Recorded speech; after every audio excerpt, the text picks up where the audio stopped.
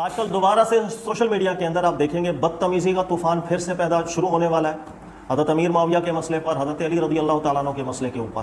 ان کے درمیان جو تاریخی روایات، جو احادیث ہمارے پاس پہنچی ہیں، ایک لڑائی کی صورت پیدا ہوئی تھی، ایک جنگ کی صورت پیدا ہوئی۔ دیکھیں یہ مسئلہ ایسا ہے کہ اس مسئلے کو میں ضرور ڈسکس کر رہا ہوں اور اس انداز میں ڈسکس کروں گا انشاءاللہ، اس رب کی ذات پر امید ہے کہ جس شخص نے حق کی تلاش کے لیے جو میں بیان کر رہا ہوں اس کو سن لیا، جو دلائل میں ذکر کروں گا، جو ریفرنسز میں دوں گا اس کو نوٹ کر لیا، زندگی بھر اس مسئلے میں پریشان نہیں ہوگا۔ اب اس مسئلے کے اوپر ایسی فضا بنا دی جاتی ہے ہمارے یہاں کہ آپ کسی کا بھی جب کلپ سنتے ہیں آپ کو وہ روایتیں سناتے ہیں کہ وہ روایتیں سن کر کے آپ کا ذہن یہیں چل، کیونکہ آپ عالم نہیں ہیں، آپ ایکسپرٹ نہیں ہیں۔ آپ جب چیک کریں گے ریفرنس، وہ ریفرنس بالکل ٹھیک ہوگا تو آپ کہیں گے جب حدیث آ گئی ہے تو یہ موقف جو بیان کر رہا ہے بندہ ٹھیک ہے۔ اسی طرح کبھی کبھی آپ دوسرے کسی عالم دین کا موقف سنیں گے، وہ جو ریفرنسز دے گا آپ اس ریفرنسز کو بھی دیکھتے ہیں، وہ بھی نکلتے ہیں، پھر آپ کنفیوژن کا شکار ہو جاتے ہیں کہ ہم کریں تو کریں کیا۔ تو یہ مسئلہ ایسا ہے کہ اس مسئلے کے اندر باتیں بہت ہیں۔ اب اس باتوں کو میں سمجھانا چاہ رہا ہوں اور اس انداز میں سمجھانا چاہ رہا ہوں، میں بہت تفصیل کے اندر نہیں جاؤں گا، پوائنٹ ٹو پوائنٹ کوشش کروں گا میں بات کروں انشاءاللہ تعالی۔ جو حق کا متلاشی ہوگا، حق سمجھنے والا ہوگا۔ لوگوں کی دو قسمیں ہوتی ہیں، ایک وہ کہ جس نے آلریڈی پہلے سے ایک موقف چن لیا، اب اس کے خلاف جو بھی دلیل آئے گی وہ قبول نہیں کرتا، اور ایک شخص وہ ہے جو پہلے دلائل کو دیکھے گا اور کرے گا، اس کے بعد جہاں حق اس کو لے کے جا رہا ہو اپنا موقف وہ بیان کر دے گا۔ یہ دو فرق ہوتا ہے۔ ہمارے یہاں بدقسمتی یہ ہے کہ میرے فرقے کا جو موقف ہوگا دیٹس اٹ، وہ پہلے سے موقف میں نے اپنے دل میں رکھنا ہے، اس کے بعد دلائل کو دیکھوں گا، جو اس کی مطابقت کا آئے گا مان لوں گا، باقی چیزیں لوگوں سے میں چھپا دوں گا۔ یہی ہمارے یہاں ہو رہا ہے۔ اسی طریقہ کار سے ایک طبقہ ایسا ہوگا کہ جس کے پیر نے کوئی بات کر دی ہے، کسی کے استاد نے کوئی موقف رکھا تھا، بس وہ اسی بنیاد پہ ڈیفینڈ کرتا پھرے گا کہ چونکہ میرے استاد کا موقف تھا، وہی چیزیں وہی روایتیں آپ کے سامنے پیش کر دے گا جن روایتوں میں وہ موقف ٹھیک نظر آ رہا ہوگا۔ وہ تمام دلائل، وہ تمام روایات جس میں اس موقف کے خلاف مواد موجود ہے، وہ آپ کو کبھی بیان ہی نہیں کیے جائیں گے اور آپ لوگوں کو پتہ بھی نہیں چلے گا، اس لیے کہ آپ ایکسپرٹس نہیں ہیں۔ آپ نے خود اتنا نالج اگر آپ کے پاس ہوتا تو آپ ان لوگوں کو سن کے موقفات رکھتے۔ اب مسئلہ یہاں پر یہ ہے کہ سب سے پہلے دیکھیے گا، خیانت کے ساتھ کام ہوگا، بالکل ہوگا، اس کو میں واضح کرتا ہوں کیا کیا خیانتیں کی جاتی ہیں۔ جھوٹ کے ساتھ کام لیا جاتا ہے، بالکل لیا جاتا ہے۔ سچ حق گوئی کوئی نہیں کر رہا ہوتا، بہت کم لوگ حق گوئی کر رہے ہوتے ہیں، اور جو حق گوئی کرے اللہ تعالیٰ اس کو اجر عطا فرمائے۔ اب اس مسئلے کو میں حل کر کے آپ کو بتاتا ہوں، مسئلہ حل کیسے ہوگا۔ دیکھیے گا، سب سے پہلے غلط بیانی کی جاتی ہے ہمارے یہاں کہ یہ جو جنگ ہوئی حضرت علی کی اور حضرت امیر معاویہ کے درمیان صفین کے موقع کے اوپر، اس کے اندر ایک موقف ہے کہ بھائی حضرت علی کا گروہ حق پر تھا، حضرت امیر معاویہ کا گروہ غلطی پر تھا۔ اچھا، اب اس کے بعد کیا کہا جاتا ہے کہ بھائی علماء اہل سنت کا بھی یہی موقف رہا ہے شروع سے متفق علیہ طور پر، اور اس موقف کے خلاف کوئی دلیل ہی موجود نہیں ہے۔ یہ غلط بیانی کی جاتی ہے۔ نمبر ایک، جھوٹ بولا جاتا ہے، دلائل چھپائے جاتے ہیں۔ دو صورتیں، یا انف نالج نہیں ہوتا، اس بنیاد پر یہ موقف قائم کر لیا جاتا ہے۔ نمبر دو، یا حق پتہ ہوتا ہے، دلائل معلوم ہوتے ہیں، اسٹڈی بھی کی ہوتے ہیں، ہم جان بوجھ کے لوگوں سے چھپا دیتے ہیں تاکہ لوگ کنفیوژن کا شکار ہو جائیں۔ اب سب سے پہلے میں آپ کو جو سمجھا رہا ہوں درست موقف اس کے اندر کیا ہے، اور اس کے علاوہ علماء کے کتنے موقفات رہے ہیں، ان سب کے دلائل کیا رہے ہیں، میں مختصراً سب کو ذکر کرتا ہوں۔ ہر ایک موقف کے اوپر دلیلیں کھڑی ہیں، ہر ایک موقف کے اوپر اتنی ہی مضبوط دلیلیں کھڑی ہیں جتنی کسی اور موقف کے اوپر کھڑی ہیں۔ سب سے پہلے ذہن میں رکھیے گا، 4 موقف علماء کرام کے بڑے رہے ہیں۔ ایک موقف ابن حجر اسقلانی صاحب نے کتاب الفتن میں بخاری کی شرح میں چاروں بیان کیے کہ 4 موقف شروع سے علماء کے رہے ہیں۔ ایک موقف علماء کا ایسا ہے کہ جنہوں نے اس معاملے پہ غور و فکر کیا، ان کا نتیجہ یہ نکلا کہ صفین کے موقع کے اوپر حضرت علی کا گروہ حق پر تھا، حضرت امیر معاویہ رضی اللہ تعالیٰ عنہ کا گروہ غلطی پر تھا۔ ایک موقف علماء کا یہ رہا۔ دوسرا موقف علماء کا یہ رہا کہ حضرت امیر معاویہ کا گروہ حق پر تھا، حضرت علی رضی اللہ تعالیٰ عنہ کا گروہ جو ہے وہ غلطی پر تھا۔ اب سوال یہ ہے کہ آپ کے ذہن میں آ رہا ہوگا کہ شاید یہاں اہل بیت کی توہین ہوگی۔ نہ نہ نہ نہ، یہ میں آپ کو بعد میں واضح کروں گا کہ آپ اگر جب یہ جملہ بولتے ہیں نا کہ حضرت امیر معاویہ غلط تھا، حضرت امیر معاویہ اس جنگ کے اندر غلط تھے، اب بھی آپ اہل بیت کی توہین کریں گے۔ کیوں؟ آپ کو بہت کچھ نہیں بتایا جاتا، آپ سے چھپایا جاتا ہے، وہ سب چیزیں میں کھول کے آپ کے سامنے رکھوں گا۔ آپ کسی موقف کو چنیں گے، آپ اہل بیت کو گالیاں دو گے، یہ مسئلہ اس نوعیت کا ہے۔ آج آپ کے سامنے جب سب چیزیں آ جائیں گی انشاءاللہ پھر زندگی بھر آپ پریشان نہیں ہوں گے۔ تو ایک موقف علماء کا ایسا رہا، حضرت علی حق پر ہے، حضرت امیر معاویہ اس معاملے میں غلطی پر تھے۔ ایک موقف علماء کا اس کے الٹ تھا، حضرت امیر معاویہ اہل شام والے حق پر تھے اور حضرت علی کا جو گروہ تھا وہ غلطی پر۔ تیسرا موقف علماء کا یہ رہا، دونوں حق پر تھے، گروہ علی بھی حق پر تھا، حضرت امیر معاویہ کا گروہ بھی حق پر تھا۔ اور چوتھا طبقہ علماء کا ایسا رہا جنہوں نے کہا دونوں غلطی پر تھے، حضرت علی بھی غلطی پر تھے، حضرت امیر معاویہ کا گروہ بھی غلطی پر تھا۔ یہ 4 موقف شروع سے علماء کے چلتے آ رہے ہیں۔ اب ان چاروں موقفات کے اوپر میں دلیلیں آپ کو بیان کرتا ہوں، سنتے چلے جائیں۔ نمبر 1، جن علماء کے نزدیک اس مسئلے کے اندر حضرت علی اور حضرت امیر معاویہ کا جو جنگ صفین کا معاملہ ہوا، اس کے اندر حضرت علی کا گروہ حق پر، ان کی صرف 2 دلیلیں، غور سے سنیے گا۔ نمبر 1، قرآن پاک نے اس مسئلے کو ڈسکس کیا؟ نہیں، قرآن کی کوئی دلیل نہیں کہ اللہ نے قرآن میں بیان کیا کہ ایک جنگ ہوگی صفین کی، اس کے اندر دو گروہ مسلمانوں کے ہوں گے، ایک طرف حضرت علی ہوں گے، ایک طرف حضرت امیر معاویہ ہوں گے، حضرت علی کا گروہ حق پر ہوگا. قرآن نے ڈسکس نہیں کیا، تو قرآن پاک کی دلیل اس پر کوئی بھی نہیں ہے، ذہن میں رکھ لیجیے گا. نمبر 2، دلیل کیا ہے؟ دلیل اللہ اور اس کے رسول حجت ہوتے ہیں صلی اللہ علیہ وسلم، اس کے علاوہ کوئی حجت نہیں. لہٰذا جو غیر نبیوں کی باتیں وہ سب سائڈ پہ کرو. نبی کی بات دیکھیں تو صرف 2 دلیلیں ہیں، جن 2 دلیلوں کی بنیاد کے اوپر یہ استدلال کر لیا جاتا ہے ان علماء کا جن کے نزدیک اس معاملے کے اندر حضرت علی کا گروہ حق پر تھا. دلیل نمبر 1 بخاری کی حدیث ہے 447، اور امام بخاری کی حدیث ہے، امام بخاری جو ہے 2812، اور حدیث اللہ کے نبی علیہ الصلوۃ والسلام سے جو بات ان علماء کے نزدیک درجہ صحت تک ہے، ان علماء کے نزدیک یہ حدیث ٹھیک ہے، اور وہ یہ ہے کہ اللہ کے نبی علیہ الصلوۃ والسلام نے حضرت عمار بن یاسر سے فرمایا کہ عمار تجھے باغی گروہ قتل کر دے گا، تو یدعوہم الی اللہ، تو اللہ کی طرف ان کو بلانے والا ہوگا، وَيَدْعُونَهُ إِلَى النَّارِ، اور وہ سارا کا سارا گروہ تجھے دوزخ کی طرف بلائے گا. جملوں پہ غور کیجئے گا، یہ جملے بھولنا نہیں ہے، یہ آگے بہت کام آئیں گے. حدیث کے لفظ اللہ کے نبی علیہ السلام نے فرمایا عمار جنت کی دعوت دینے والا ہوگا اور وہ پورا کا پورا گروہ جہنم کی دعوت دینے والا ہوگا. اس حدیث کو جن حضرات نے صحیح سمجھا ان کا استدلال یہ نکلا، حضرت عمار بن یاسر حضرت علی کے گروہ میں تھے جس وقت صفین کا معرکہ ہوا، اور جب صفین کے معرکے میں عمار بن یاسر حضرت علی کے گروہ میں تھے، تو چونکہ اللہ کے نبی علیہ السلام نے فرمایا عمار جنت کی طرف بلانے والا ہے، وہ پورا گروہ جہنم کی طرف بلانے والا ہے، تو واضح نتیجہ ملا کہ جس گروہ میں عمار بن یاسر شریک ہے وہ جنت کی طرف بلانے والا گروہ ہے، اور دوسرا گروہ جہنم کی طرف بلانے والا ہے، اور جو گروہ جہنم کی طرف بلانے والا ہوگا وہ حق پر کیسے ہو سکتا ہے؟ وہ غلطی پر ہوگا. اسی طرح اس حدیث میں لفظ ہے تقتلہ فی الباغیہ، کہ عمار تجھے باغی گروہ قتل کرے گا. لہذا عمار کے مقابلے میں جو سامنے والا گروہ ہے جن سے عمار کی شہادت ہوئی وہ گروہ باغی قرار پایا. سیدھا نتیجہ اس حدیث صحیح سے یہ نکل گیا. بخاری اس حدیث کو لایا، لہذا نتیجہ نکلا حضرت عمار بن یاسر چونکہ حضرت علی کے گروہ میں تھے، وہ گروہ ٹھیک ہوا اس معرکے کے اندر. سامنے والا جو گروہ تھا حضرت امیر معاویہ کا وہ ٹھیک نہیں ہوا، وہ غلطی پر ہوا. دوسری دلیل امام مسلم اس حدیث کو لائے ہیں، بہت سے علماء اس حدیث کو لائے ہیں، اور حدیث یہ کہ اللہ کے نبی صلی اللہ علیہ وسلم نے فرمایا، 1064 نمبر حدیث ہے. اللہ کے نبی علیہ الصلوۃ والسلام نے فرمایا مسلمانوں میں 2 گروہ ہو جائیں گے، ان دونوں گروہوں کے بیچ میں سے تمرق معرقہ، ایک طبقہ نکل جائے گا، خوارج نکلیں گے. تقتلهم ادنى الطائفتين الى الحق، اور ایک روایت کے اندر ہے اقرب الطائفین الى الحق، اور ان گروہ کے خلاف قتال وہ گروہ کرے گا جو ان مسلمانوں کے 2 گروہوں میں حق کے سب سے زیادہ قریب ہوگا. لہٰذا ایک گروہ حضرت علی کا تھا، ایک گروہ حضرت اہل شام کا تھا، حضرت امیر معاویہ کا گروہ تھا.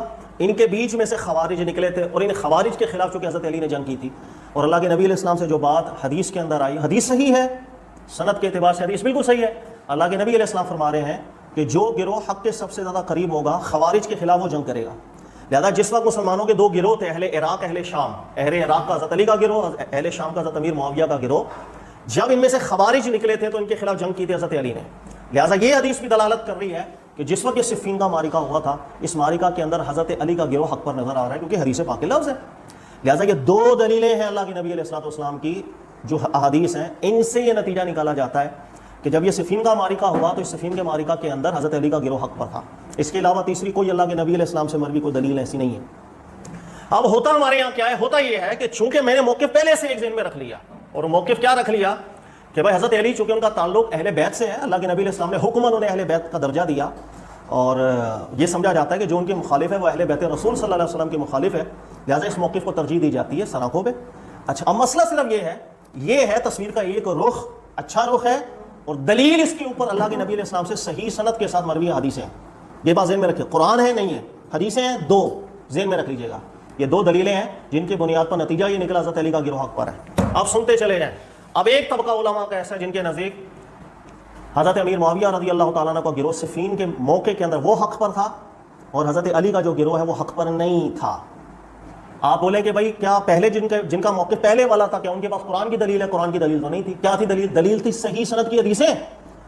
ان موقفات والوں کے پاس بھی صحیح سند کی بہت سی حدیثیں ہیں، جس کو غور سے سنتے چلے جائیں. اگر کوئی شخص یہ بولے کہ جس وقت فتنہ ہوا حق شام والوں کے ساتھ نہیں تھا، یہ جملہ منہ سے نکالنے والا اللہ کے نبی کو جھوٹا قرار دے گا، نعوذ باللہ من ذالک سے. وہ کیسے؟ حدیثیں سنتے جائیں، کیونکہ اس موقف پر بھی حدیثیں ہیں صحیح سند کی. لہٰذا اس موقف کے اوپر بھی حدیثیں ہیں صحیح، اور کئی حدیثیں بخاری مسلم کی شرط پر ہیں. ابھی وہ میں آپ کو سناتا ہوں. حدیث نمبر 1 سنیے گا. اللہ کے مسلم کی روایت ہے، یہ اللہ کے نبی صلی اللہ علیہ وآلہ وسلم ارشاد فرماتے ہیں، مسلم کی روایت ہے 1925 نمبر حدیث. کھولیے گا، پڑھیے گا. اللہ کے نبی علیہ السلام فرماتے ہیں لا یزال اہل الغرب ظاہرین علی الحق حتی تقوم الساعہ. اللہ کے نبی علیہ السلام صحابہ سامنے بیٹھے ہوئے ہیں, صحابہ سے خطاب فرما رہے ہیں. اچھا کون صحابہ ذہن میں رکھیے گا؟ جن صحابہ نے سب سے پہلے فتنہ دیکھا, یہی جمل اور صفین کا. ابو بکر صدیق کے دور میں کوئی فتنہ نہیں ہوا تھا مسلمانوں میں, عمر فاروق کے دور میں کوئی فتنہ نہیں تھا, عثمان غنی کے دور میں جب آپ کی شہادت ہوئی اس کے بعد فتنے آئے, اور فتنے آئے ہی یہ ہیں, یعنی فتنہ یہی آیا صحابہ نے جو دیکھا وہ فتنہ مسلمانوں کا آپس میں یہی ہے. اب اللہ کے نبی علیہ الصلوۃ والسلام حدیث نمبر 1 سنیے, نبی پاک علیہ السلام صحابہ سے فرما رہے ہیں اللہ تعالیٰ نے رسول اللہ صلی اللہ علیہ وسلم کو مستقبل کی بہت سی باتیں وحی کی ہیں, وہ سب جانتے ہوئے اللہ کے نبی علیہ السلام صحابہ سے فرما رہے ہیں اے صحابہ سن لو, لا یزالون اہل الغرب ظاہرین علی الحق حتی تقوم الساعہ. ہم جب سے کلام کرنا سٹارٹ کر رہے ہیں, سن لو, اب سے لے کے قیامت تک ہمیشہ اہل شام حق پر ہوگا. صحیح حدیث ہے مسلم کی, آپ کھول کے پڑھیں. اب یہ حدیث کا نتیجہ نکالیں, جن علماء کا موقف یہ رہا ہے کہ حضرت امیر معاویہ کا گروہ حق پر, آپ ان کے دلائل سنتے چلے جائیں. دلیل نمبر 1, رسول اللہ صلی اللہ علیہ وسلم فرماتے ہیں کہ اہل شام حق پر ہوں گے ہمیشہ, حتی تقوم الساعہ, جب تک قیامت قائم نہ ہو. اب اگر آپ بولیں کہ نبی علیہ السلام نے جس وقت یہ حکم ارشاد فرمایا, یہ فتویٰ ارشاد فرمایا کہ اہل شام حق پر ہوں گے, اس کے بعد پہلا ہی فتنہ ایسا ہوا کہ جس میں اہل شام باطل پر ہوں, تو آپ اللہ کے نبی کو نعوذ باللہ جھوٹا قرار دیں گے. کیا رسول اللہ صلی اللہ علیہ وسلم وما ينطق عن الهوى, اللہ کی وحی سے کلام نہیں کرتے؟ اگر اللہ کی وحی سے رسول اللہ صلی اللہ علیہ وسلم کلام کرتے ہیں, نبی علیہ السلام کیوں فرما رہے لا یزال اہل الغرب ظاہرین علی الحق, اہل شام ہمیشہ حق پر ہوگا جب تک قیامت نہ آئے, وہ جس موقف پر کھڑا ہو جائے گا وہ حق ہوگا. آپ بولے اہل شام حق پر نہیں, نبی کو جھوٹا بولو گے آپ. پہلی دلیل. اب دلیل نمبر 2 دیکھیں, مسند احمد بن حنبل کی حدیث اور بخاری اور مسلم کی شرط کے اوپر صحیح حدیث, بخاری اور مسلم کی شرط پر صحیح حدیث, اور وہ حدیث یہ ہے اللہ کے نبی صلی اللہ علیہ وسلم, ابھی دوبارہ سنیں, رسول اللہ صلی اللہ علیہ وسلم کے بعد پہلا فتنہ شام کا وہ یہی تھا. نہ حضرت ابو بکر صدیق کے دور میں کوئی فتنہ ہوا مسلمانوں میں ایسا, نہ عمر فاروق کے دور میں, نہ عثمان غنی کی شہادت ہوئی اس کے بعد فتنہ شروع ہوا. تو پہلا فتنہ بڑا یہی تھا جس کو حدیثوں میں اللہ کے نبی علیہ السلام نے مقتل عظیمہ قرار دیا, فئتین عظیمتین قرار دیا, کہ بڑی ایک قتال ہوگا, بڑے 2 گروہ بن جائیں گے. اس بات کو ذہن میں بٹھائیں. اب بخاری اور مسلم کی شرط پر حدیث, رسول اللہ صلی اللہ علیہ وسلم فرماتے ہیں الا وان الایمان حین تقع الفتن بالشام. مسلمانوں سن لو, صحابہ سے فرما رہے ہیں, یہ وہی صحابہ ہیں جنہوں نے اپنی لائف میں آگے فتنہ شام دیکھنا تھا. اللہ کے نبی علیہ السلام فرما رہے ہیں حین تقع الفتن, جس وقت فتنہ ہوگا, صحابہ سن لو, الا ان الایمان حین تقع الفتن بالشام, جس وقت فتنہ ہوگا صحابہ سن لو, ایمان شام والوں کے ساتھ ہوگا. بخاری مسلم کی شرط پر حدیث ہے مسند احمد بن حنبل کی, ریفرنس نوٹ کریں 21733, 21733 نمبر حدیث. پہلی حدیث اللہ کے نبی علیہ السلام, مسلم کی جو میں نے بیان کی, نبی علیہ السلام فرما رہے ہیں کہ اہل شام ہمیشہ حق پر ہوں گے. اگر آپ یہ بولو کہ پہلے ہی فتنے میں اہل شام باطل پر تھے, نبی کو جھوٹا بولو گے. دوسری دلیل مسند احمد بن حنبل کی حدیث, حاکم بھی لایا بخاری مسلم کی شرط پر, امام زاہبی نے بھی اس کی موافقت کی ہے.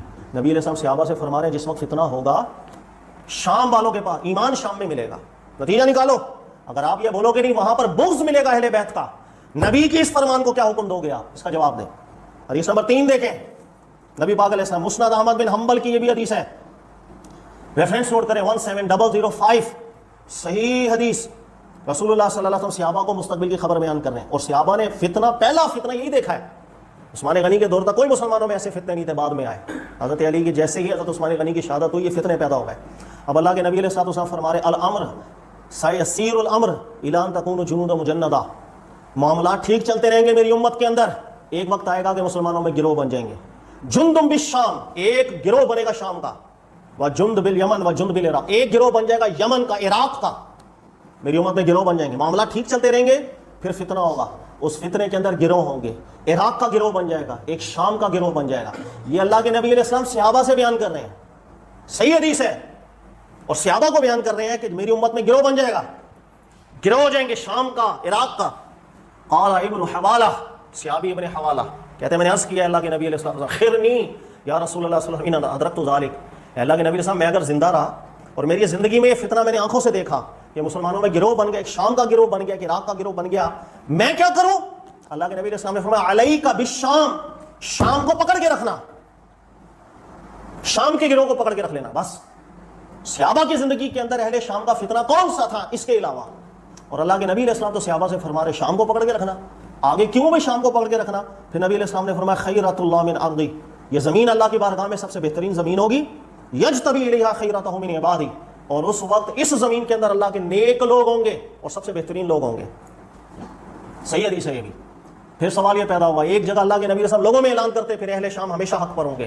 آپ بولے اہل شام حق پر نہیں، جھوٹ بولتے، جھوٹا کہتے ہو نبی پاک علیہ السلام کو، نعوذ باللہ. دلیل نمبر 2، اللہ کے نبی علیہ السلام فرمایا جب فتنہ ہوگا یاد رکھنا، اور پہلا فتنہ یہی ہوا تھا. اللہ کے نبی علیہ السلام فرماتے ہیں ایمان شام میں ملے گا. پھر اللہ کے نبی علیہ السلام صحابہ سے فرما رہے ہیں کہ جس وقت گروہ بن جائیں گے، عراق کا گروہ بنے گا، شام کا گروہ بنے گا. صحابی کہتے ہیں اللہ کے نبی ہمیں بتائیں ہم کیا کریں؟ شام والوں کے ساتھ ہو جانا. صحیح حدیث ہے بھی.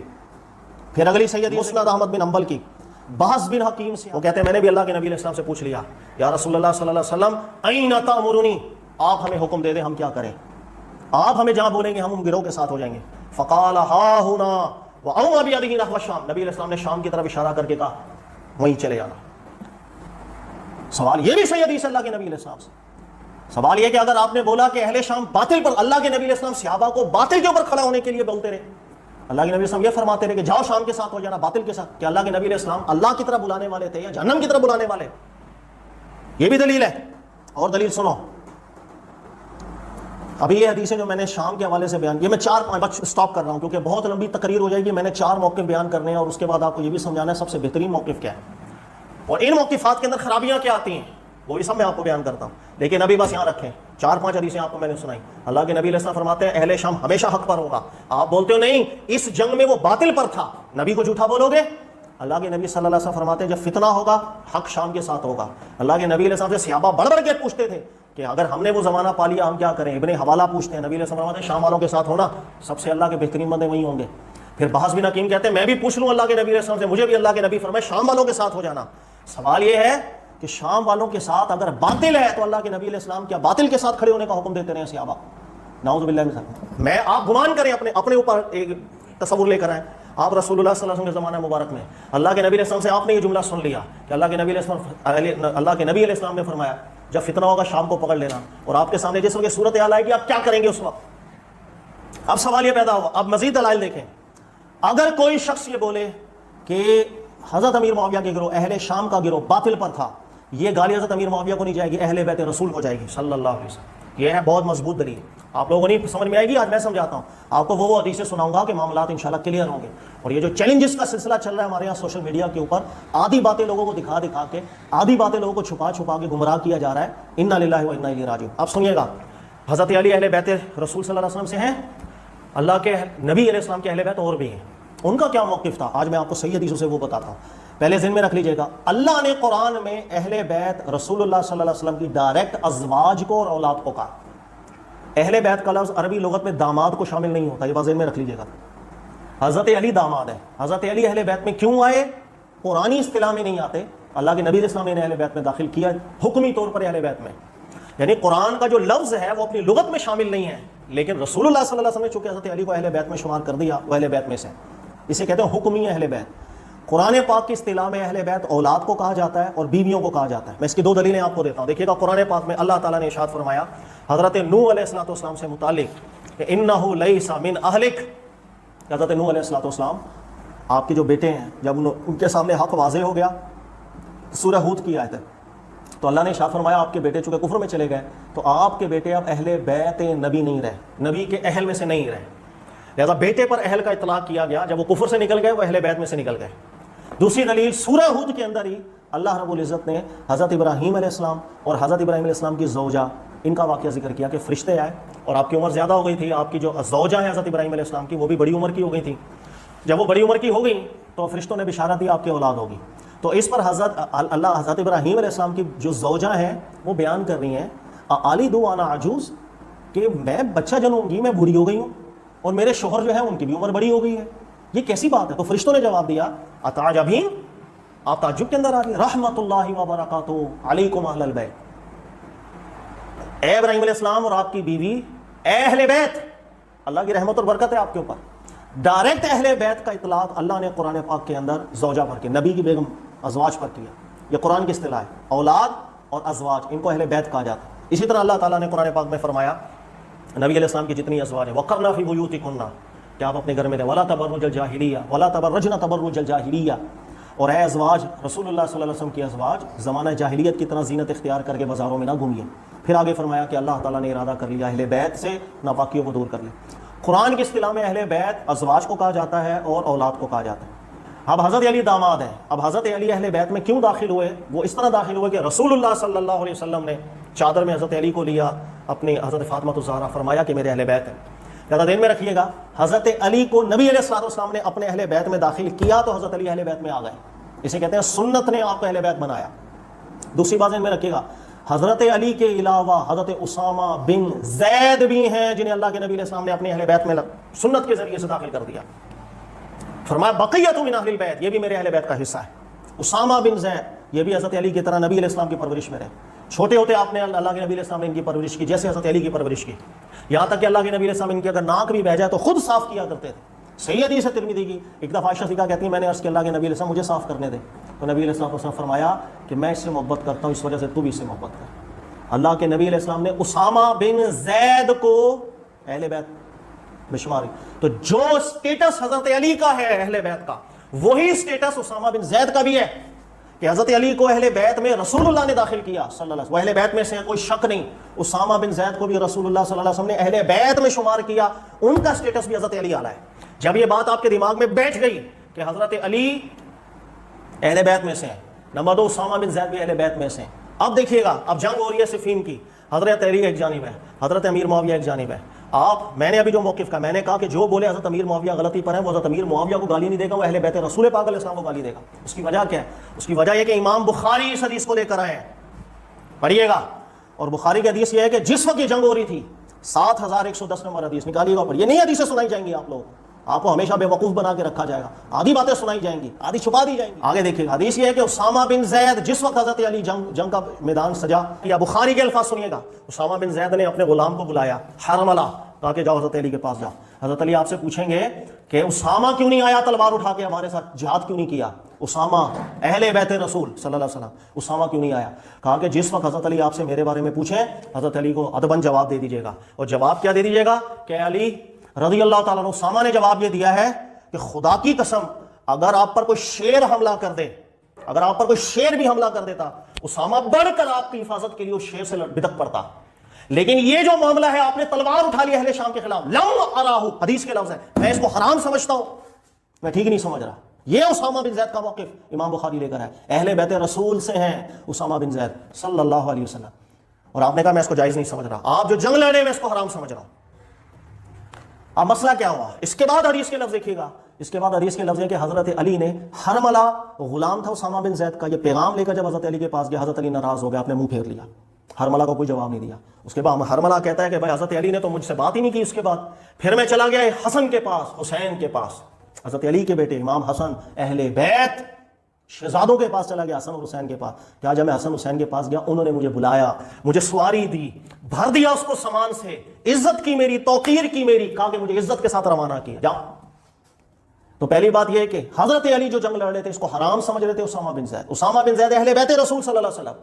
اگر کوئی شخص کھڑا ہو کر کے بولے کہ حضرت امیر معاویہ کے ساتھ جو حضرت علی کی تلوار اٹھی یہ حق پر تھی، وہ باطل پر تھے، اور جس نے حضرت علی کا ساتھ نہیں دیا وہ گمراہ تھا، اہل بیت رسول کو گالی دے رہا ہے وہ.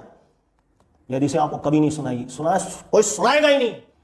لہٰذا یہ وہ میں نے مختصراً دلائل آپ کو ذکر، میرے پاس دلائل ابھی اور بہت ہے. اب جہاں تک سوال یہ رہ گیا ان علماء کا کہ بھائی بخاری میں یہ بھی تو حدیث آئی ہے تقتلہ فی الباغیہ، پھر ہے کہ یدعوہم الی الجنہ ویدعونہم الی النار، پھر یہ بھی تو حدیث، اس کا کیا کریں؟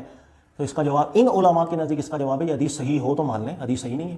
کیسے صحیح نہیں ہے؟ پہلی بات دیکھیے گا، امام بخاری حدیث لے کر آئے ہیں، عمار تجھے باغی گروہ قتل کرے گا، تو جنت کی طرف بلائے گا، وہ پورا گروہ دوزخ کی طرف بلائے گا. حدیث کے لفظ ہیں وہ پورا گروہ دوزخ کی طرف بلائے گا.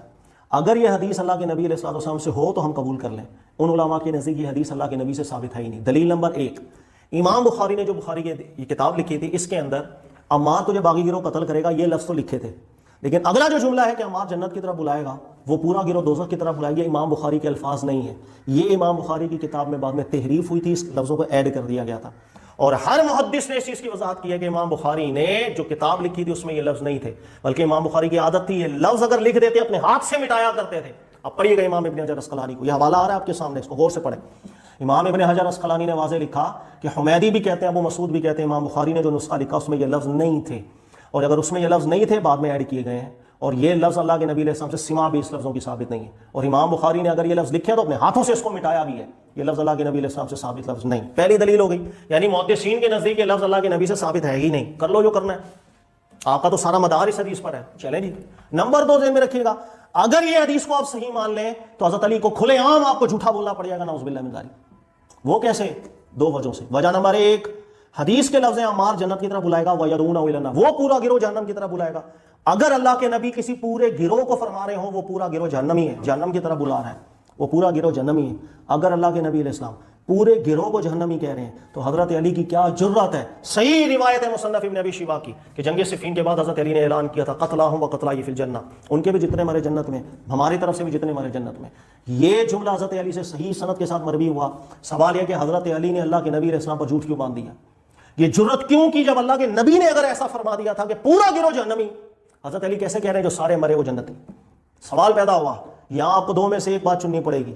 نمبر, یہاں تو یہ بات اللہ کے نبی سے ثابت نہیں تھی, یہاں حضرت علی وہ پہلے شخص تھے جو رسول اللہ کے اس فرمان کے بالکل صریح مخالف کھڑے ہو گئے. دونوں میں سے ایک راہ چنو, دونوں میں سے ایک راہ. حضرت علی نے کیسے کہہ دیا وہ سارے جتنے مرے وہ جنتی ہیں, جب اللہ کے نبی نے فرما دیا کہ وہ سارا گروہ جہنمی, تو حضرت علی کے نبی علیہ السلام کے فرمان کے مخالف کھڑے ہو گئے تھے. یہ خود اشارہ دے رہا ہے کہ یہ حدیث صحیح نہیں, علماء واضح کر کے جا چکے ہیں. یہ ان کا جواب. اس کے علاوہ اور بھی دیگر جواب ہے, میں ابھی مختصر کرتا ہوں, آگے چلتے ہیں. لہٰذا یہ میں نے ابھی آپ کو 2 موقف بیان کر دیے.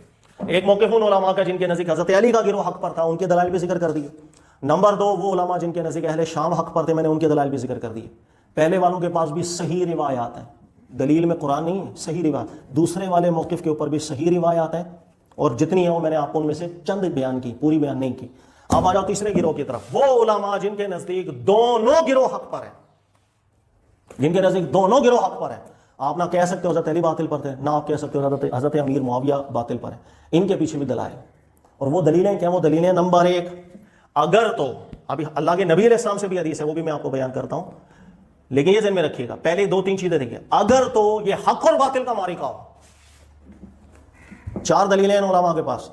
دلیل نمبر 1, اگر یہ حق اور باطل کا معرکہ ہو تو وہ کون سا حق اور باطل کا معرکہ ہوتا ہے جس کے اندر جیتنے والا بھی پچھتا ہے اور ہارنے والا بھی پچھتا ہے؟ ایسا آپ نے کبھی سنا؟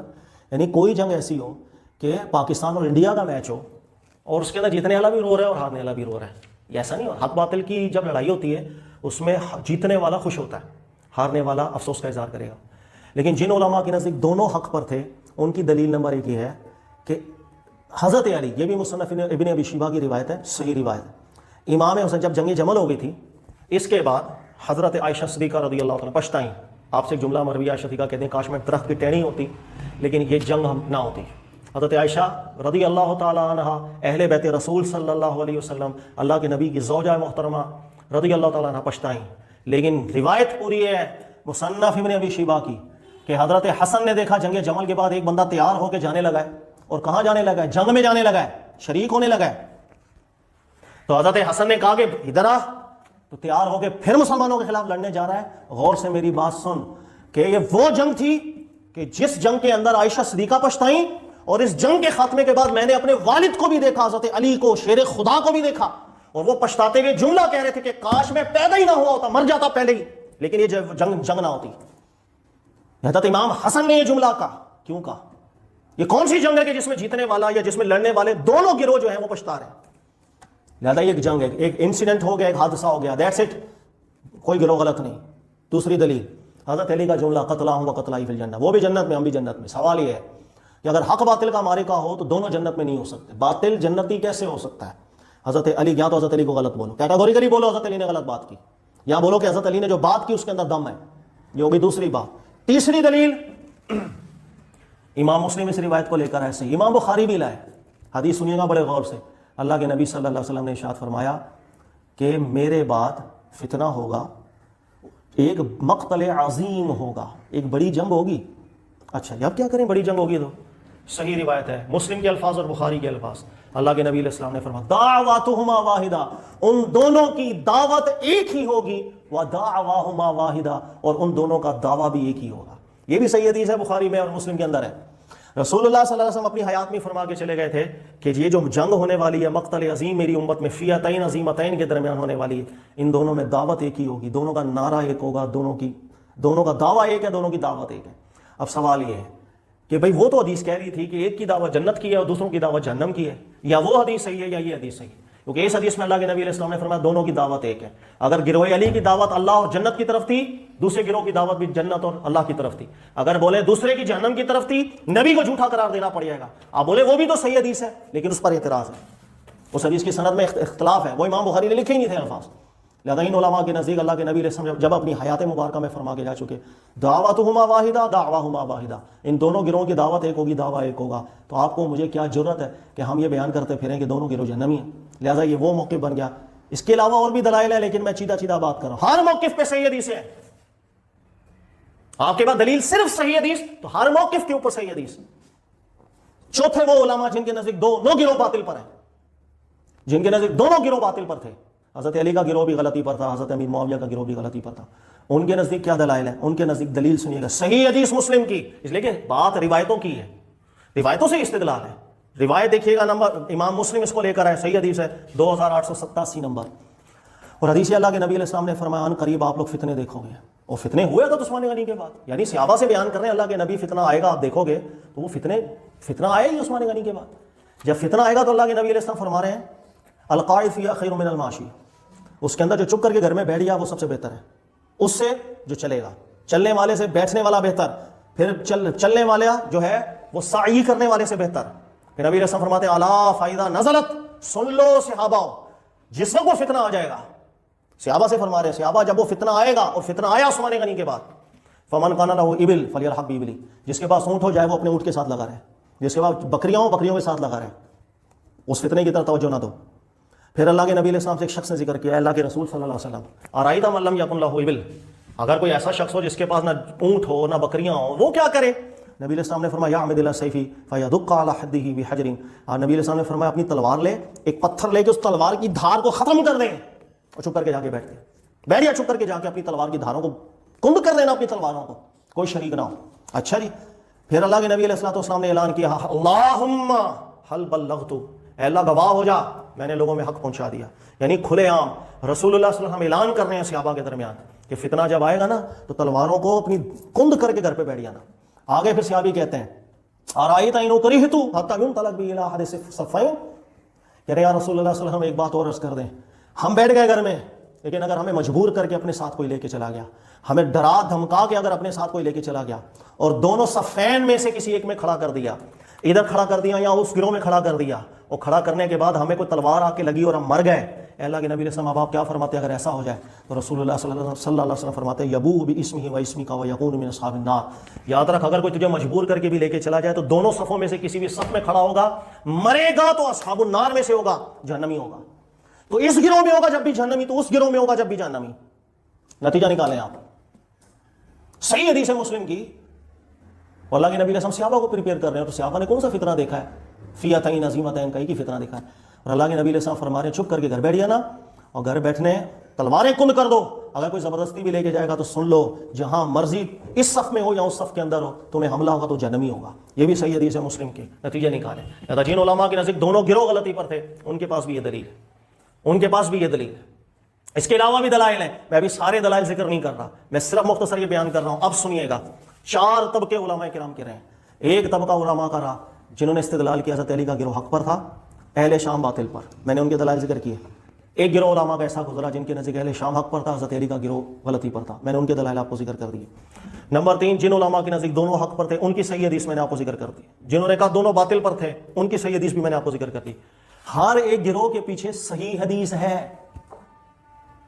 اب جملہ سنے غور سے، ان چاروں موقف کو جو میں نے آپ کو ذکر کیا، ان چاروں موقفات میں سے ایک بھی موقف ایسا نہیں ہے جو ساری صحیح حدیثوں کو کھلے عام بول سکے ہاں رسول اللہ صلی اللہ علیہ وسلم سے جو سب کو صحیح ثابت ہے میں اس کو مانتا ہوں. اس لیے کہ آپ کسی بھی ایک موقف کو چنیں گے، آپ اس موقف کی صحیح حدیثوں کو چن کے باقی صحیح حدیثوں کو دیوار پہ مار دیں گے. ان باقی صحیح حدیثوں کا کیا کریں گے؟ اب سنیے گا. اگر کوئی شخص تخت الوفیہ باغیہ کی صحیح حدیث کو مان کے حضرت علی کے گروہ کو ٹھیک ہے کہ حضرت امیر معاویہ کے گروہ کو غلط کہہ دے گا، حضرت امیر معاویہ کو گالی نہیں دے رہا، وہ حضرت اسامہ بن زید کو گالی دے رہا ہے، اہل بیت رسول کو، اس لیے کہ حرام سمجھ رہے تھے حضرت علی کی جانب سے تلوار اٹھانے کو. وہ رسول اللہ صلی اللہ علیہ وسلم کی ان تمام صحیح حدیثوں کو جھٹلا رہا ہے جس میں اللہ کے نبی علیہ السلام صحابہ کو بیان کر رہے تھے فتنہ ہوگا شام پکڑ لینا، لڑائی ہوگی شام پکڑ لینا. بہت حدیثیں ہیں جس وقت فتنہ ہوگا ایمان شام میں ملے گا آپ کو. صحابہ ذکر کر رہے ہیں ہم وہ زمانہ پالے جب شام والا فتنہ ہوگا، فرمایا شام کو پکڑ لینا. ان سب صحیح حدیثوں کو جھٹلا دے گا. تو یہ موقف ایسا نہیں کہ جس میں یہ دعویٰ کیا جا سکے ہاں سب صحیح حدیثوں کو میں مانوں گا. اور حضرت امیر معاویہ کو برا کہنے کا مطلب ہے آپ اسامہ بن زید کو برا کہہ رہے ہیں، امام حسن اور حسین کو برا کہہ رہے ہیں، اس لیے کہ آپ کو نہیں معلوم، یہ باتیں آپ سے چھپائی جاتی ہیں۔ اہل بیت رسول صلی اللہ علیہ وسلم میں اسامہ بن زید تھے جن کا موقف تھا صفین کی جنگ حرام سمجھ رہے تھے۔ اس کے علاوہ امام حسن اور امام حسین، ان سے بھی صحیح سند کے ساتھ یہ مروی ہے، جمل ہونے کے بعد آپ نے کہ جائز ہی نہیں سمجھا تھا اگلا مسلمانوں کے قتال۔ یہ بھی طبرانی کی روایت اور صحیح روایت ہے۔ حضرت علی رضی اللہ تعالیٰ، حضرت امام حسن وقان لا يحب القتال، ان کا موقف تھا کوئی یہ قتال کا حامی نہیں ہوگا، یہ جو لڑائی ہوئی ہے میں اس کا کوئی حامی نہیں ہوں۔ لہٰذا آپ بولیں حضرت امیر معاویہ کے گروہ کو غلط بولیں تو آپ اصل میں اہل بیت کو برا کہہ رہے ہیں، یہ سوچئے گا کبھی۔ اچھا یہ بات ہو گئی۔ اس کے بعد اب جو بولے حضرت امیر معاویہ کا گروہ حق پر تھا، حضرت علی کا گروہ باطل پر تھا، وہ یہ حدیث صحیح کو تو مان لے گا، لیکن جن علماء کے نزدیک یہ حدیث صحیح ہے بخاری کی حضرت عمار بن یاسر والی، اس کے علاوہ دیگر وہ ان کو نہیں عمل کر سکتا، یعنی ان صحیح حدیثوں کو چھوڑنا پڑے گا۔ نمبر 3، جن علماء کا موقف یہ ہے کہ دونوں گروہ حق پر تھے، ان کے پاس بھی دلیلیں دعوتہما واحدہ، نبی علیہ السلام نے فرمایا دونوں کی دعوت حق پر ہے، یعنی وہ اس صحیح حدیث کو مان سکتا ہے، دیگر صحیح حدیثوں کو مانے گا، لیکن وہ عمار بن یاسر والی حدیث کو ایکسیپٹ نہیں کر پائے گا، یا وہ اہل شام والی روایتوں کو ایکسیپٹ نہیں کر پائے گا۔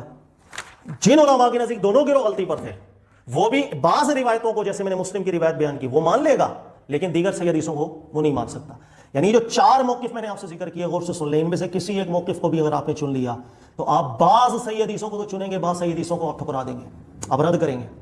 پھر پیمانہ ایک رکھو، جس صحیح حدیث کی بنیاد پر آپ ایک چیز کو چن رہے ہو، دوسری صحیح حدیثوں نے کیا ایسا بگاڑا ہے کہ آپ اس کو نہیں ایکسیپٹ کر رہے، اس کا جواب کوئی نہیں دے سکتا۔ اس لیے یاد رکھ لیجیے گا، یہ 4 موقف میں نے آپ کو بیان کیے، چاروں موقف میں ایک بھی موقف ایسا نہیں ہے جو یہ دعویٰ کر سکے کہ ساری کی ساری صحیح حدیثوں پر میرا عمل ہے۔ میں اہل شام کی بھی صحیح حدیثوں کو سر آنکھوں پہ مانتا ہوں، تطبیق کر کے بتائیں۔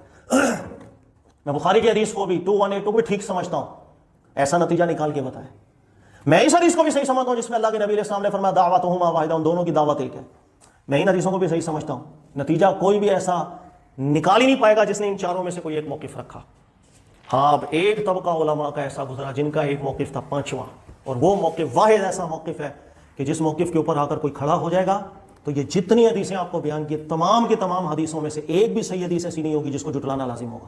اور وہ 5واں طبقہ علماء کا ایسا ہے جن کے نزدیک حضرت علی اور حضرت امیر معاویہ، ان کے درمیان جو صفین کا معاملہ ہوا، ان میں نہ یہ حق نہ یہ حق، حضرت علی بھی اجتہاد پر تھے، حضرت امیر معاویہ بھی اجتہاد پر تھے، حضرت علی بھی اجتہاد پر تھے، حضرت امیر معاویہ کا گروہ بھی اجتہاد پر تھا۔ اجتہاد سے فائدہ کیا ہوا؟ رسول اللہ صلی اللہ علیہ وسلم نے اس امت کی شان یہ بیان کی ہے کہ اس کا اہل جب اجتہاد کرتا ہے، ٹھیک ہو تو ڈبل ثواب پا جاتا ہے، غلطی بھی ہو تو ثواب پاتا ہے، یعنی اس امت کا مجتہد غلطی کر کے بھی ثواب لیتا ہے اللہ کی بارگاہ، اللہ کی بارگاہ میں وہ غلطی کر کے بھی ثواب لیتا ہے۔ اب جملہ سنیے گا، حضرت علی کا گروہ بھی حق پر اجتہاد پر، حضرت امیر معاویہ کا گروہ بھی اجتہاد پر۔ اب یہ اجتہاد دونوں کے تھے بھی غلط، دونوں کے اجتہاد تھے بھی غلط، دونوں کے اجتہاد تھے بھی غلط، جملہ سنیے گا، لیکن غلط ہونے کے باوجود بھی یہ اجتہاد بھی ثواب، یہ ان کا اجتہاد بھی ثواب، اپنے نتیجے کے حساب سے دونوں ثواب پر تھے، لیکن غلطی کے اعتبار سے دونوں میں غلطی بھی، اجتہاد کی غلطی بھی نظر آ رہی ہے۔ یہ جو نتیجہ میں نے آپ کا نکالا سنیے گا، اس نتیجے کے اوپر ایک بھی صحیح حدیث ایسی نہیں ہوگی جو آپ کی متعارض ہوگی۔ اب سنیے گا، جب دونوں گروہ اجتہاد کے اوپر ہوئے، ان کا اجتہاد غلطی پر بھی تھا، لیکن اس مجتہد کا اجتہاد ثواب ہوتا ہے، وہ اللہ کی بارگاہ میں پھر بھی لائق ثواب ہے، ٹھیک ہے، اللہ کی بارگاہ میں وہ بھی قابل قبول ہے۔ جب یہ بات آپ کو سمجھ میں آ گئی، آپ دیکھیے گا رسول اللہ صلی اللہ علیہ وسلم نے فرمایا حق شام کے ساتھ ہے، یہ صحیح حدیث کو نہیں جھٹلا پاؤ گے آپ، نہیں جھٹلا پاؤ گے آپ، اس لیے کہ ٹھیک ہے اجتہاد تھی، اجتہاد میں ثواب ہے، غلطی بھی ہو تو ثواب ہے۔ ان تمام حدیثوں کو جو رسول اللہ صلی اللہ علیہ وسلم، صحابی نے پوچھا ہم کیا کریں شام والوں کے ساتھ ہو جانا، اس لیے کہ وہ چاہے اجتہاد کی غلطی لیکن اند اللہ وہ ٹھیک اور ثواب کا کام ہے، اوکے ہو گیا، یہ ساری حدیثیں آپ کی مطابقت میں جاتی ہیں۔ نمبر 2 حضرت اسامہ بن زید رضی اللہ تعالیٰ عنہ، وہ ہیں جب انہوں نے کہا کہ میں اس کو حلال نہیں سمجھ رہا، یعنی اس اجتہاد کو غلط قرار دے رہا ہوں، یہ آپ کا موقف بھی ٹھیک بیٹھ جائے گا، امام حسن اور امام حسین کا موقف بھی ٹھیک بیٹھ جائے گا کہ انہوں نے اس جنگ کو ٹھیک نہیں سمجھا، یعنی اجتہادی خطا قرار۔ اور حضرت علی کو، اسامہ بن زید نے براہ راست حضرت علی کو کہا کہ آپ غلطی پر ہیں، میں آپ کا ساتھ نہیں دوں گا، اہل بیت رسول میں سے ہیں صلی اللہ علیہ وسلم، لہٰذا جب آپ منع کر رہے ہیں اہل بیت ہو کر اہل بیت کو منع کر رہے ہیں، وہ اجتہادی غلطی کی طرف اشارہ جا رہا ہے، لہٰذا یہ باتیں بھی منطبق ہو جائیں گی۔ تیسری بات، اللہ کے نبی علیہ الصلوۃ والسلام فرما رہے ہیں دعوتہما واحدہ، ان دونوں کی دعوت ایک ہی ہوگی، یعنی دونوں ایک برابر ایک پلڑے کے اندر ہوں گے، یہ بھی اجتہاد پر ہے، یہ بھی اجتہاد پر ہے، یہ بھی آپ کی منطبق ہوتی چلی جائیں گی، یہ دلیلیں بھی منطبق ہوتی چلی جائیں گی، اور یہ دلیل بھی منطبق ہو جائے گی کہ اللہ کے نبی علیہ السلام، یہ بھی بخاری اور مسلم کی روایت ہے، اللہ کے نبی علیہ السلام نے فرمایا خوارج سے جو جنگ لڑے گا اقرب الی الحق ہوگا، یعنی وہ حق کے زیادہ قریب ہو، یہ نہیں کہا وہ حق پر ہوگا، فرمایا حق کے زیادہ قریب ہوگا۔ زیادہ قریب کا مطلب یہ نہیں ہوتا دوسرا گروہ باطل پر ہو، ایک زیادہ قریب ہوگا، ایک کم قریب ہوگا، دونوں اجتہاد پر ہیں، ڈائریکٹلی حق کے اوپر کوئی نہیں، ڈائریکٹ حق کے اوپر کوئی نہیں، امام حسن کا لا یحب القتال کا جملہ بھی ٹھیک بیٹھ جائے گا، امام حسین کا بھی ٹھیک بیٹھ جائے گا، حضرت عائشہ صدیقہ کا پچھتانا بھی ٹھیک بیٹھ جائے گا، حضرت علی کا پچھتانا بھی ٹھیک بیٹھ جائے گا، اور حضرت علی کی 2 روایتیں اور آپ کو سنا دوں وہ بھی ٹھیک بیٹھیں گی، یہ بھی مصنف ابن ابی شیبہ کی روایت ہے۔ حضرت علی رضی اللہ تعالیٰ جب صفین کی جنگ ختم ہو گئی، اس کے بعد حضرت علی کے وعاد علی شفاتی اپنے ہونٹوں کو دباتے ہوئے حضرت علی تشریف لائے، فرمایا لو علمت ان الامر یکون هکذا ما خرجت، خدا کی قسم اگر مجھے پتا چل جاتا معاملہ یہ ہونا تھا میں کبھی جنگ نہ کرتا۔ حضرت علی کی یہ بات بھی ٹھیک ہو جائے گی کہ اجتہاد دونوں طرف تھا، دونوں طرف اجتہاد کی غلطی بھی تھی، لیکن ثواب تھا کہ مجتہد کے اجتہاد کی غلطی بھی ثواب۔ نمبر 2 یہ بھی مصنف ابن ابی شیبہ کی روایت ہے، اور حضرت علی کا خاص شاگرد اس کی روایت ہے، صحیح روایت ہے۔ حضرت علی کہتے ہیں لما رجع علی من صفین، جب صفین کی جنگ ختم ہوئی اس کے بعد حضرت علی جب تشریف لائے تو حضرت علی نے کچھ ایسی باتیں کی کہ جو آج تک ہم نے کبھی سنی نہیں تھی۔ فقال فیما یقول، حضرت علی نے لوگوں میں اعلان کیا ایھا الناس، اے لوگو سن لو، لا تکرہوا امارۃ معاویہ، خبردار معاویہ کو برا بھلا نہیں کہنا۔ حضرت علی کا جملہ ہے لا تکرہوا امارۃ معاویہ، حضرت امیر معاویہ کی امارت کو برا نہیں کہنا، حضرت امیر معاویہ کے فیصلے کو برا نہیں کہنا، حضرت امیر معاویہ کے اقدام کو برا نہیں کہنا۔ سوال یہ کہ دونوں طرف اگر حق باطل کی بات تھی تو حضرت علی ایسی بات کیوں کہہ رہے ہیں؟ حضرت علی کی یہ بات بھی ٹھیک ہو جائے گی کہ وہ بھی جنتی ہم بھی جنتی، یہ دونوں ایک پلڑے کے اوپر تھے، اجتہاد پر اور اجتہاد کی غلطی پر تھے۔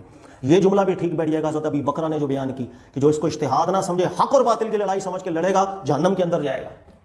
یہ ساری دلیلیں اس ایک جملے کے اوپر آ کر منطبق ہو جاتی ہیں۔ باقی 4 موقف میں نے آپ کو بیان کیے، ان چاروں موقف کے اوپر آپ کوئی ایک موقف چنیں گے، وہ حدیثیں مان لیں گے، دوسری صحیح حدیثوں کو چھپاتے پھریں گے لوگوں سے، لوگوں کو نہ پتہ چل جائے۔ امام حسن برا سمجھ رہے تھے، پتہ نہ چل جائے، اسامہ بن زید کا پتہ نہ چل جائے، وہ بھی اہل بیت رسول صلی اللہ علیہ وسلم سے ہیں، پتہ نہ چل جائے، سب چھپاتے پھریں گے۔ یہ سب باتیں، لہٰذا ایک موقف ایسا ہے جس پر یہ ساری صحیح حدیثیں منطبق ہو جاتی ہیں۔ میں نے آپ کو سمجھا دیا، یہی وجہ تھی کہ بڑے بڑے علماء، امام احمد بن حنبل یا دیگر علماء، ان سب باتوں کو لکھنے کے بعد کہتے ہیں خاموش ہو جاؤ، اس لیے کہ کسی موقف کی طرف آپ جاؤ گے درست نتیجہ نہیں نکال پاؤ۔ اللہ نے اس مسئلے کو اس لیے متشابہات، یہ متشابہ ہے کہ آپ کو اتنی اپوزٹ روایتیں ملتی ہیں آپ نتیجہ نہیں نکال پاتے، اور اللہ تعالیٰ کی لاکھوں رحمتیں ان علماء کے اوپر جنہوں نے نہایت غور و فکر کر کے درست نتائج نکالے، ایسے ایسے نتیجے نکالے جس پہ ہر حدیث منطبق ہو گئی۔ اور یہ جو حدیث ہے بخاری کی 2812 کی میں نے تفصیل بتائی، یہ ایک اختلافی حدیث رہی ہے، اس میں عمار جنت کی طرف، یہ روایت نبی علیہ السلام سے ثابت ہے، نہیں جھوٹ بولتے ہیں، جس کو نالج ہے پھر بھی اللہ کے نبی علیہ السلام پر جھوٹ باندھے گا، وہ اتنی ضلالت ہے ہمارے یہاں جس کی امتحان۔ اگر نالج کم ہے تو کس نے آپ کو کہا کہ حدیث کی راہ کے اندر گھسو، اور اگر نالج تھا تو جانتے ہوئے آپ اللہ کے نبی پر جھوٹ باندھتے ہو۔ یا علماء واضح کر چکے کہ امام بخاری نے حدیث کی جو کتاب لکھی اس میں یہ لفظ تھے ہی نہیں، بعد میں ایڈیشن ہوئی۔